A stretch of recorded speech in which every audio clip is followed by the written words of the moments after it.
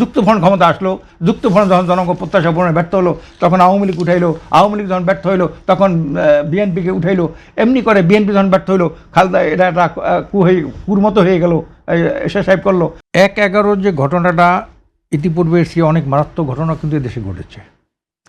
১/১১ ঘটনা ঘটছে কখন, এটা কিন্তু সবই কিন্তু নির্বাচিত সরকারের ব্যর্থতার কারণে যতগুলো ঘটনা ঘটছে দেশে, অনভিপ্রেত ঘটনা, এটা কিন্তু নির্বাচিত সরকারের ব্যর্থতার কারণে এই জিনিসগুলো ঘটছে। আপনি দেখেন শেখ মুজিবুর রহমান সাহেব যে ব্যর্থতার কারণে কিন্তু জিয়া রহমান সাহেব অনির্বাচিতভাবে প্রথম ক্ষমতায় আসলেন, ঠিক না? এবং বিএনপির যে নির্বাচিত সরকার থেকে কিভাবে এরশাদ সাহেব ক্ষমতা কেড়ে নিলেন, নির্বাচিত কিন্তু যতগুলো ঘটনা ঘটছে সবগুলোর পিছনে কিন্তু নির্বাচিত সরকারই ছিল। সেখান থেকে নিয়ে গেল সত্তার সাহেবের থেকে এরশাদ সাহেব নিয়ে গেল ক্ষমতায়। আবার এরশাদ সাহেবের নির্বাচিত সরকারকে গণঅভ্যুত্থানের মাধ্যমে তাকে এইভাবে পদচ্যুত করা হয়েছে, এটা নির্বাচিত সরকার আসলো। এমনি ধারাবাহিকতায় কিন্তু এই নির্বাচিত সরকাররাই যখন জনগণের প্রত্যাশা পূরণে ব্যর্থ হয়েছে, জনগণের আকাঙ্ক্ষা পূরণে ব্যর্থ হয়েছে, তখন কিন্তু নানান রকমের এই ধরনের অনুপ্রবেশ ঘটনাগুলো ঘটছে। যেমন একটা গণতান্ত্রিক দেশে সুষ্ঠু নির্বাচন, এইটা হলো মূল স্রোত। এই মূল স্রোত যখন নষ্ট হয়ে যায়, গণতান্ত্রিক প্রক্রিয়াটা যখন থাকে না, এটি নিয়ে নানা রকমের কারসাজি হয়, ষড়যন্ত্র হয়, হ্যাঁ, বিদেশি আধিপত্যবাদ সাম্রাজ্যবাদের ইন্ধনে অনেক রাজনৈতিক দলের তাদের খপ্পরে পড়ে গিয়া দেশে একটা রাজনৈতিক অস্থিরতা সৃষ্টি করে, তখন কিন্তু এইসব ঘটনাগুলো ঘটে। এটা প্রথম দিক দিয়ে কিন্তু ছিল দেশের একটা অনিবার্য ঘটনা। পরবর্তীতে এটা পরিকল্পনা যে তাদের একটা উচ্চবিলাস ছিল যে ওনারা ক্ষমতায় যাবে, যার কারণে দেখেন না নাসিম সাহেবকে এখানে পদত্যাগ করতে বাধ্য হলো। উনি ক্ষমতা নেওয়ার জন্য একটা এভাবে অনেকে পেপার পত্রিকা দেখেছেন, তার একটা উচ্চবিলাস ছিল এভাবে। নাসিম সাহেব মঈন আহমদ সাহেবের।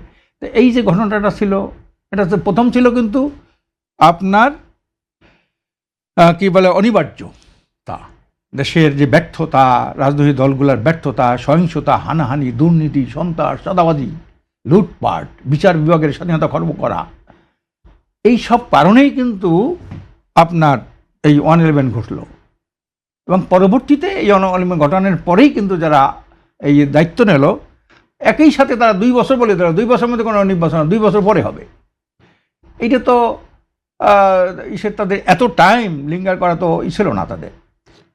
এই জন্যে এখান থেকে আমাদের একটা শিক্ষা নেওয়া উচিত, যতই নির্বাচিত সরকার হোক না কেন, সে যদি জন আকাঙ্ক্ষা পূরণে ব্যর্থ হয়, জনপ্রত্যাশা পূরণে ব্যর্থ হয়, জাতি যেটা কামনা করে, অনেকে তো ইশতেহার দেখে মানুষকে দলকে ভোট দেয়, ইশতেহারে কত সুন্দর সুন্দর কথা থাকে, এই কথাগুলো যখন দল বাস্তবায়ন করতে পারে না, তখন সেই দলের মধ্যে জনগণ রুখে দাঁড়ায়। আর এই দেশের জনগণকে আমি স্যালিউট জানাই, এই জন্যে এদেশের জনগণ খুব ভালো জনগণ, যারে এরা সাদারে সাদা বলতে পারে, কালোকে কালো বলতে পারে, যারা ভালোবাসে তারা ক্ষমতা উঠায়, হ্যাঁ, 14 হাত মাত্রার উপর উঠায়, আর যারা ভালোবাসে না 14 হাত মাটির নিচে দেওয়াই দেয়। যেমন মুসলিম লীগ আপনি জানেন 98% ভোট পাইছিল মুসলিম লীগ, সেই মুসলিম 7 বছরের মধ্যে মাটির নিচে ডুবাই দিল এই দেশের জনগণ। যুক্তফ্রন্ট ক্ষমতা আসলো, যুক্তফ্রন্ট যখন জনগণ প্রত্যাশা পূরণে ব্যর্থ হলো তখন আওয়ামী লীগ উঠাইলো, আওয়ামী লীগ যখন ব্যর্থ হইলো তখন বিএনপিকে উঠাইলো, এমনি করে বিএনপি যখন ব্যর্থ হইলো খালদা এটা একটা কুর মতো হয়ে গেল, এরশাদ সাহেব করলো।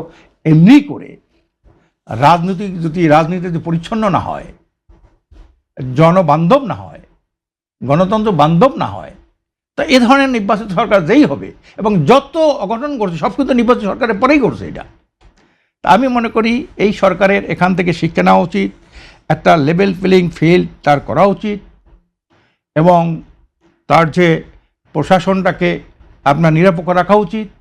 তারপরে যেটা হলো এই যে অবৈধ অস্ত্র এবং আমদানি হইতেছে, অস্ত্র ঢুকতেছে ভিতরে, যেটা আপনার স্বরাষ্ট্র উপদেষ্টা বললেন, অস্ত্র প্রতিনিয়ত ঢুকতেছে দেশে।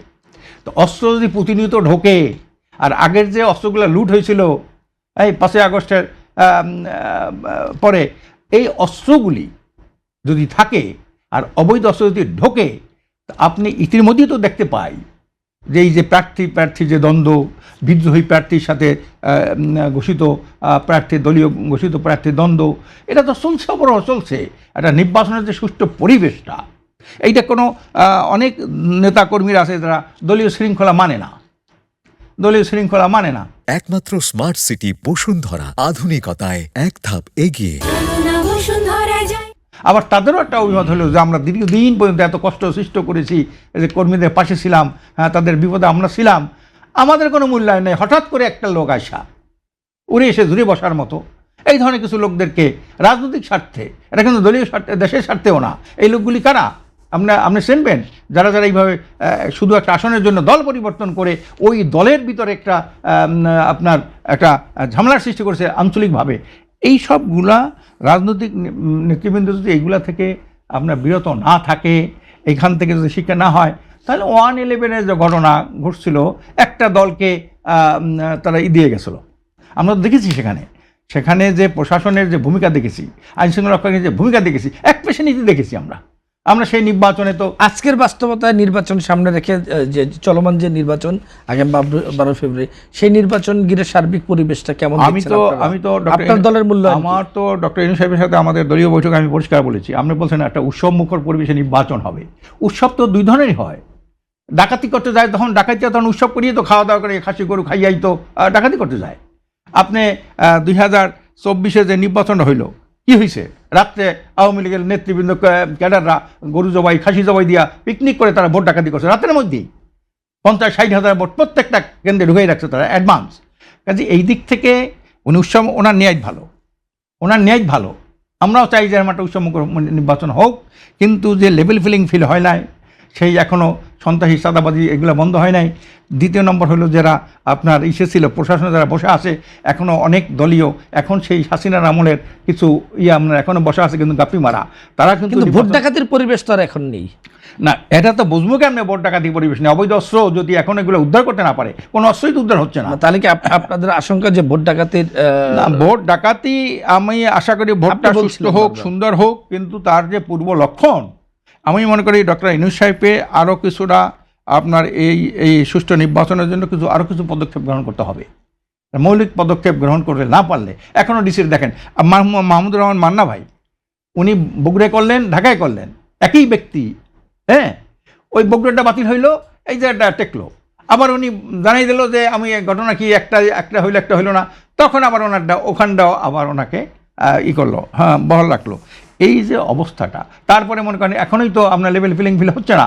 এই যে যারা দ্বৈত নাগরিক, কিছু দ্বৈত নাগরিক কারণে বাতিল হইলো, আর কিছু দ্বৈত নাগরিক তারা কিছুই হইলো না। তারপর ঋণ খেলাফি, আমাদের একজন প্রার্থী ওই 1 মাসের বোধহয় বিদ্যুৎ বিল দেয় নাই গ্রামে, সে 1 মাস হয়ে তার বিল খেলাপি আর কি, হ্যাঁ, ঋণ খেলাপি, 1 মাসে 1000 টাকা না 900 টাকা, 900 না 700 টাকা তার হয়ে গেল, অথচ 12 কোটি টাকা ধরাই দিল হাতে নাতে, তারটা হয়ে গেল।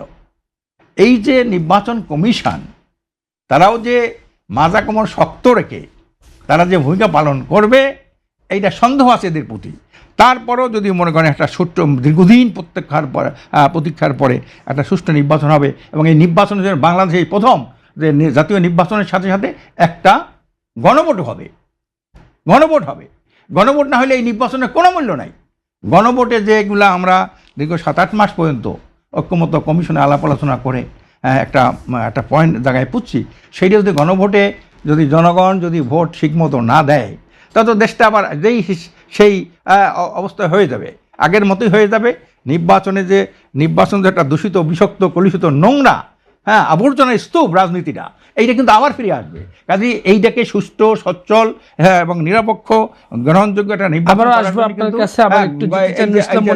ঐক্যমত্য কমিশনের যে বৈঠকগুলো করেছি, কাজেই আমি মনে করি এই জাতীয় নির্বাচনটা সুষ্ঠু হবে, অবাধ হবে, নিরপেক্ষ হবে, গ্রহণযোগ্য হবে, সাথে সাথে একটা ভোটের পক্ষে একটা বিশাল জনমত সৃষ্টি হবে। তাহলেই কিন্তু এই নির্বাচনের মাধ্যমে জাতি দীর্ঘদিন যে প্রত্যাশাটা, সেই প্রত্যাশাটা পূরণ করতে পারবে।